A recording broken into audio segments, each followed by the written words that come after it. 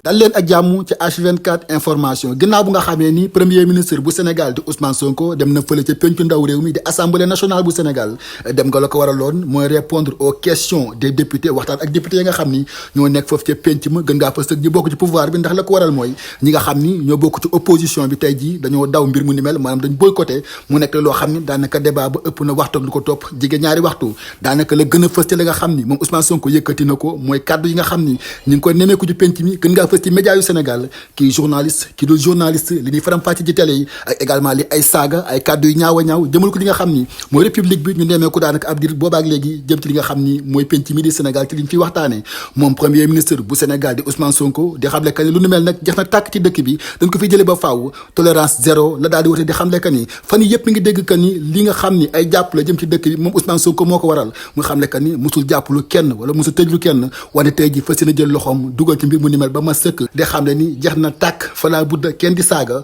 wala nga yëkkat ay kàddu yu ñaaw jëmale ko ci république bi ak na muy doxee tey ji nag ñu demeeku daanaka moom Badara Gadiaga ay waxtu rek ginnaaw bu nga xamee ni Ousmane Sonko yëkkati na kàddoom foofu ci assemblée nationale bu Sénégal moom Badara Gadiaga bokk ci ñi nga xam ni kàddu yi visé na leen ndax li koy firndeel mooy fële ca TFM la nekkoon yëkkati ay kàddu yu ñaaw a ñaaw jëmale ko ci Ousmane Sonko jëmale ko également ci député bi di Amadou Ba moom Badara Gadiaga nag tey ji daanay taxaw tontu ki nga xam ne mooy Ousmane Sonko ci benn texte boo xam ne amoon na ko ginnaaw kàddu gu nga xam ni moom PM yëkkati na ko fële ci assemblée nationale bu Sénégal Badara Gadiaga ma nga dooree kàddoom naan malgré ces agitations qui en réalité renseignent sur l'intérêt qu'il nous porte, contrairement à ce qu'il avait dit comme quoi il ne regarde pas la télé, nous continuerons à approuver le convenable et condamner le blâmable. Badara Gadiaga di xamle que ni moom premier ministre bu Sénégal di Ousmane Sonko moo toogoon ci kanam Sénégal yi xamle que ni moom amul temps wu seetaan li nga xam ne mooy télé Sénégal ndax li ñuy wax farul ñorul amul benn njariñ ba tax na tey Badara Gadiaga taxaw di xamle que ni moom mi di Ousmane Sonko kon tey ji ginnaaw kàddu gi nga xam ne yëkkati na ko foofu ci assemblée nationale bu Sénégal di xamle que ni noppi naa seetaan bindeef di yëkkati kàddu gu ñaaw jëmale ko ci république bi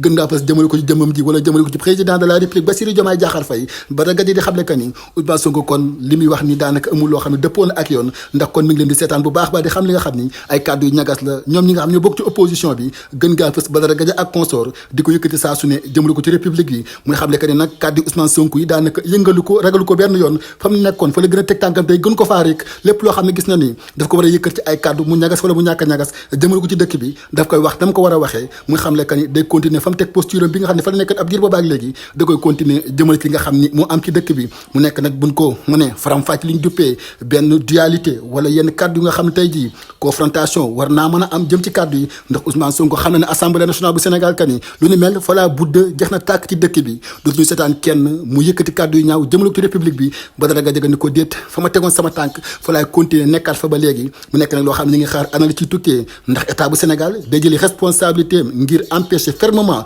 képp koo xam ne yëkkateeti nga kàddu yu ñaaw ginnaaw ni ko premier ministre waxee ñu dal ci sa kaw wala dañu continuer bàyyi li nga xam ni nemmeeku nañ ko fan yi passé fa nga xam ni mooy TFM ginnaaw kàddu yi nga xam ni moom Badara Gadiaga yëkkati na ko xanaa dañuy continuer bàyyi leen ak mise à garde yi nga xam ni moom premier ministre bu Sénégal di Ousmane Sonko def na ko saa si tembe fële ca assemblée nationale bu Sénégal waral tey ji daanaka kàddu yu bëree bëri jëm ci opposition bi dale ko ci moom Badara Gadiaga ba ki nga xam ni mooy Thierno Alassane Sall ñoom ñëpp tontu ko yëkkati seen kàddu baax jëmal ko sortie bi nga xam ni moom PM amal na ko foofu ci assemblée nationale alors lii moo nekk as lëf ci kàddu yi nga xam ni moom Ousmane Sonko yëkkati na ko jëmal ci pencu ndaw réew ma foofu ci assemblée nationale bu Sénégal.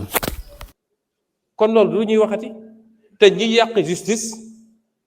nitu justice loxoom mi ngi ci lenn ci nitu justice yi du ñëpp parce que gis nañ li fi xew ak comment on a instrumentalisé des magistrats ba ñëpp ñaawlu ko loolu am na fi et cette justice là il faut l'aider à se redresser parce que erreur bi sénégalais yi warul def mooy jàpp ni dès lors qu'on a élu le président Bassirou Diomaye Faye le 24 mars mbir mi changé na déedéet y a la volonté de changer la conduite du changement et les résultats yi ñu war a am l'État c'est le même État qui est là les mêmes agents hauts fonctionnaires magistrats etc. loolu c'est pas parce que changé nga président rek que loolu changé na de liggéey la boo xam ne au jour le jour lañ koy def ce qu'on appelle l'État profond il est encore là avec ses habitudes te liggéey la boo xam ne du liggéey bu yomb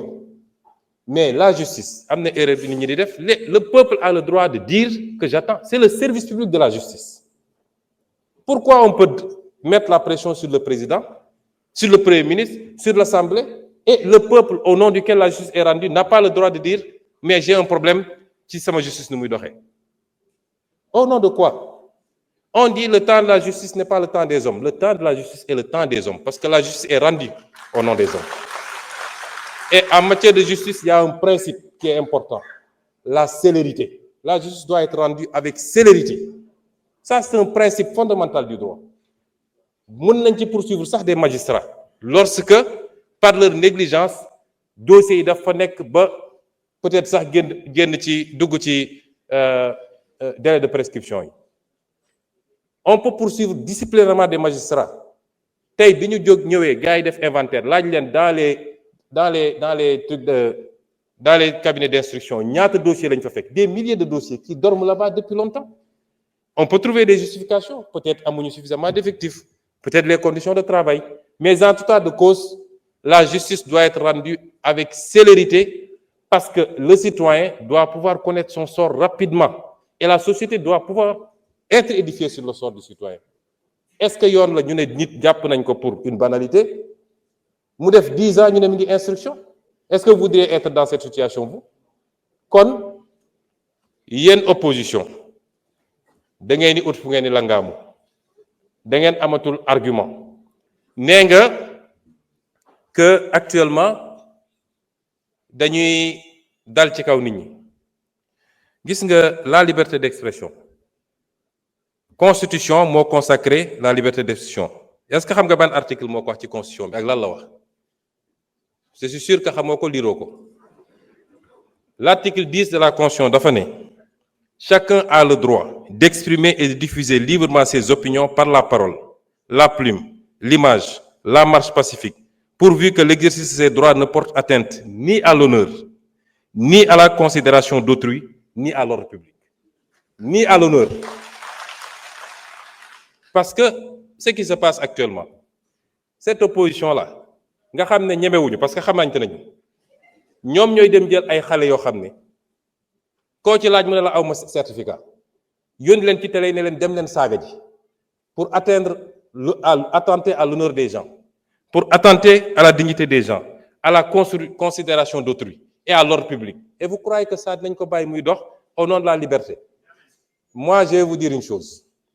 Ba fi mu toll nii je ne me suis jamais intéressé à ces questions. Lu xew ci réew mi ñu ne Sonko la. Je n'ai jamais fait arrêter quelqu'un. Le ministre de la Justice est là. Je n'ai jamais dégg naa même ñi ñu jàpp ci affaire dossier xaalis ak nangam ñu ne Sonko la. C'est pas moi. Damay xëy di gisandoo ci presse bi ñëpp ni jàpp nañ diw. Mais sur ces questions-là, je vous dis qu'à partir d'aujourd'hui, j'assume. Parce que man lu ma dugg rek ngeen xam ne dugg naa. À partir s'il vous plaît. Parce que ce pays duñ ko seetaan te gis nga ñi ngeen di sacrifier wujaaw yi ngeen di yónni ñuy dem di saaga ñoom seen cas nañ ko régler rapidement mu des nag xanaa yéen opposants yi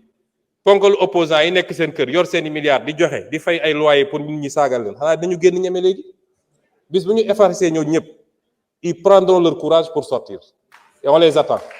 parce que nag yéen a ngi woo ci terrain bu ñu xam ñun terrain bu ñu mën ñoo ngi leen ciy xaar. Ensuite, vous citez le cas d'un journaliste. Des journalistes qui reprennent soi-disant des articles. Est-ce que vous savez ce que la loi a dit? Vous êtes journaliste. Le responsable principal, c'est le rédacteur en chef ou le directeur de publication? C'est lui le premier responsable. Tu prends un article, tu dis, policiers ñu bëgg a génne dañ leen fiy génne dama joxe benn misaal dañ leen fiy génne parce que on veut aller prendre des rebelles du FDC remplacer leen ko ngeen ne loolu dañ ko bàyyi mu jàll. Merci beaucoup.